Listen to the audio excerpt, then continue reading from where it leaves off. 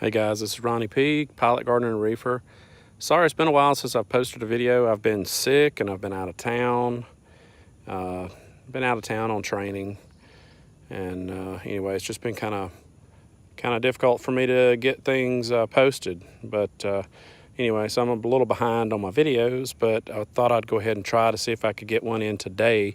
My voice has been kind of in and out with the laryngitis that I've had, and I've thought I was better, and then it started getting worse again. So it's the way it goes sometimes, y'all. But you can see that my garden, it looks a little,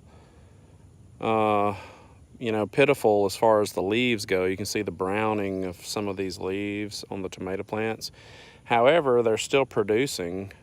Now this one's not really producing all that much. It's got this one, these little couple of tomatoes. Now, it's hard for me to tell exactly how many I've got on here because my wife, she picked about probably 30 or 40 pounds of red tomatoes yesterday.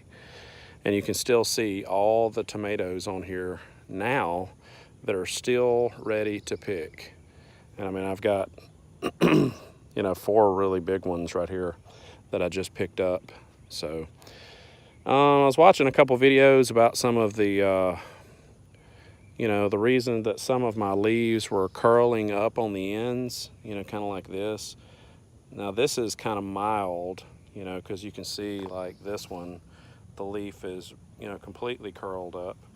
And there was a good video on YouTube with this gentleman that talked about overwatering and stuff like that and what it would lead to. And I think ultimately it was root rot.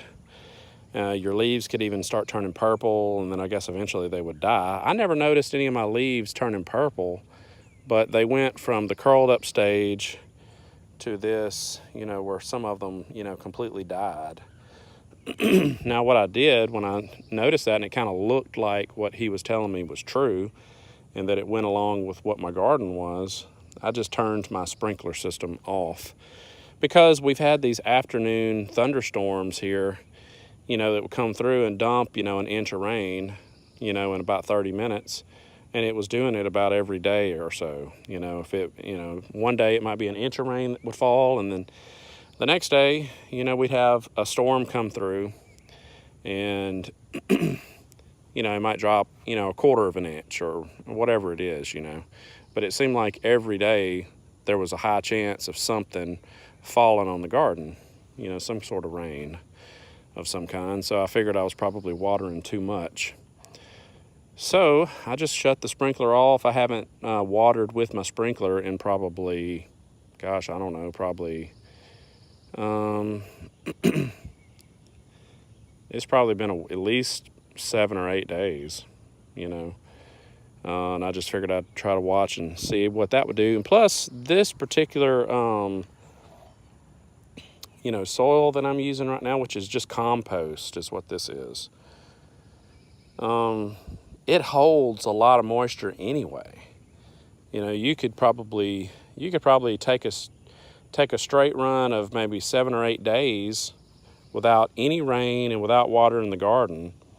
And that's to say that, say, 8 days back, you watered it pretty good. And you could check back probably 7 or 8 days away with no water on the garden, and you could dig down with your shovel and you would find that the soil is still moist.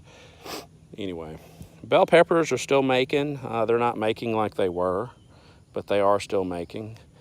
My cilantro, I think, has kind of hit the end of its life cycle. It's kind of gotten really, kind of like really tough base. I was kind of talking about maybe, digging those, just kind of pulling them up and putting in some new cilantro plants, because I bet I've harvested probably, $60 or $80 worth of cilantro off of these 2 plants, and they only cost, I think, like $3 or $4, or something a piece per plant.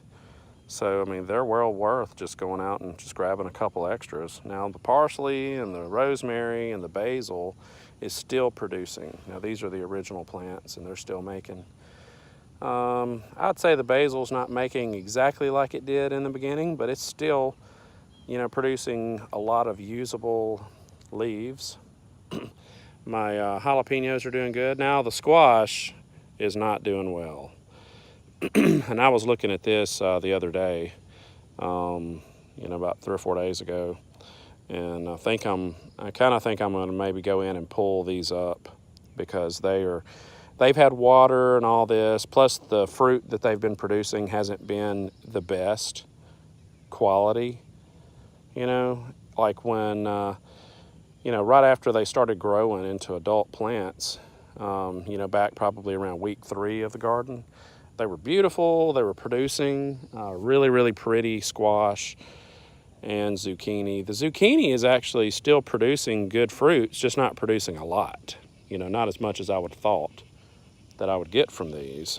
But anyway, you kind of live and you learn. Like I've got some of these tomato plants that I won't, that I will not replant, like these Juliet Romas, the little small, like little cherry Romas. I don't think they make quite as nice a fruit as the Super Sweet 100s, which are those little cherry red tomatoes there. I've got a few tomato connoisseurs in my family, and they just go crazy whenever they get these Super Sweet 100 cherry tomatoes. They just love them. So they weren't quite as much of a fan of the Juliets or the yellow cherries that I have over there, which the yellow cherries they're making, but they don't make quite as much as the Super Sweet 100s have made. The Super Sweet 100s, like, it's nothing to pick probably 100 a week off of each one of those, and I've got 2 of those plants right here. Anyway, now my watermelons, I'm not really sure how well they're doing. I mean, I've got one that's decent size. I think I started out with 12 of these watermelons, and I've got like let's see, there's 1, 2, 3, 4, 5, 6, 7, 8, 9, 10, 11, and there's a 12th one right there that is not doing good. So I'm not sure, y'all. I've come out here, I've sprayed fertilizer, and I'm not sure if some of the overwatering may have contributed to some root rot on some of the tomato plants, and which is why maybe we've got some of the browning leaves, which is what the guy in the video said would happen. He said overwatering, basically will, basically lead to the roots rotting, which is going to lead to poor health of the plant. So I can definitely see where that's definitely a possibility, and that there's some truth to that. So I finally picked a cucumber the other day. So my cucumber vines haven't been producing a lot, but you can see here I've got, there's probably, 5 or 6 that are on the vine that are trying to come up, and I've only pulled one off that looked to me like it was ready to go. But anyway, yeah, I need to get out here with my little green. I've got this little twist tie stuff that Lowe's sells that's really easy to work with. I need to try to pull up some of these limbs and tie them off to these posts again. It's amazing when you leave for like 6 or 7 days and you can't come out here and look at this stuff, how much it changes. But anyway, all right, guys. Well, I just thought I'd come out and just kind of show you, some of the struggles that I'm having. And now, I'm telling you, just from the tomato plants that I have now, not counting all the cherry and the cherry Romas, but just the large tomatoes, I bet I've picked at least, like, we gave away, day before yesterday, we gave away about 30 pounds of red full-size tomatoes, plus probably another 10 pounds of cherry tomatoes. We gave away everything we had inside the house. And now we are, my wife, Sharon, she picked probably another 30 pounds, maybe 40 pounds of tomatoes yesterday. And you can see that there's easily at least another 15 or 20 pounds ready to pick now, you know. And we've given, I don't know, 7 or 8 bags of tomatoes away to our friends and family, maybe more than that. So probably close to 100 pounds of tomatoes, maybe more than that. Plus what we've used ourselves. So I can't really complain about the production of my tomatoes. I mean, they seem to be doing pretty good. I can't complain. I need to come out, like I said, and try to tie some of these up, you know, that are getting pretty heavy, like those there. They're kind of leaning over, but there's a lot. But there's a bunch that could be picked on that one. But anyhow, so, you know, it's been a really good experience, y'all. You know, having a garden for the first time. I've never done it myself. You know, I've definitely learned a little bit. And, you know, my strategy next season will be a little different. And maybe I'll try to, you know, at the end of the tomato season, you know, that I'll maybe pull all this up, and then when it starts going into the winter, maybe we'll try to do a winter garden out here. So, but if any of you guys have any suggestions on a winter garden, you know, in Mississippi, you know, which for us, sometimes we don't have much of a winter, y'all. A lot of times, you know, we'll be wearing short sleeves and shorts, you know, in January. So, and December.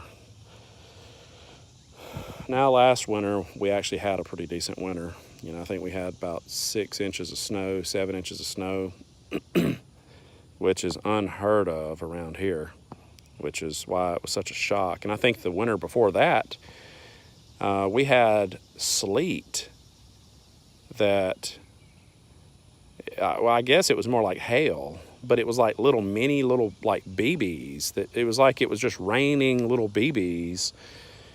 And I'm telling you, on our back deck, we probably had 5 or 6 inches of depth of these little icy little BB pellets.